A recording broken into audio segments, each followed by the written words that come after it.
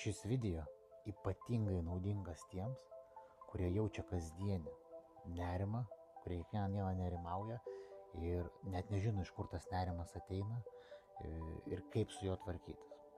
Taigi istorija yra iš darbo per konsultaciją su kliente. Reiškia, klientė kreipiasi į konsultaciją dėl nuolatinio nerimo.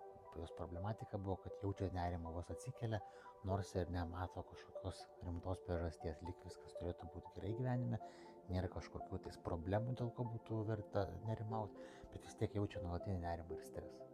Taigi mes pradėjome su ją darbą ir kaip visada leidomės gilyn surasti, kada patį pirmą kartą jos gyvenime susiformavo šis nerimas, kada susiformavo pirmos gyvenime situacijos susijusios su šia problematika. Tai mus atvedė į jos vaikystės situaciją, kai jinai su tėveliais vaikščiojo turguje ir tiesiog pasimetė nuo tėvelių ir turėjo tokį, sakykime, pakankamai įspūdingai didelį stresą, nes ilgą laiką ieškojo tėvelių, buvo ten kiti žmonės sutikti ir taip toliau. Žodžiu, vaikas pasimetęs patyrė labai didelį stresą. Šis stresas, kai jinai buvo vaikas, suformavo jos pasąmonėje jai įsitikinimą, kad jinai yra nesaugi. Ir kad ir ką bedarytų, jinai jaučia nesaugumą, o tas viduje esantis nesaugumo jausmas, nesuvokta situacija iššaukia jai nuolatinį nerimą.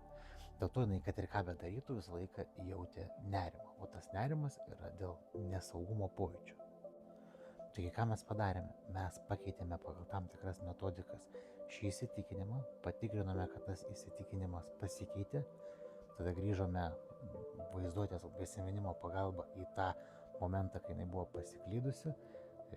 Moteris su savo vaikiška versija, su savo vaikiškos versijos prisiminimu apsikabino, nuramino ir kitaip tariant, tokiu būdu tą situaciją nuramino, paleido iš jos.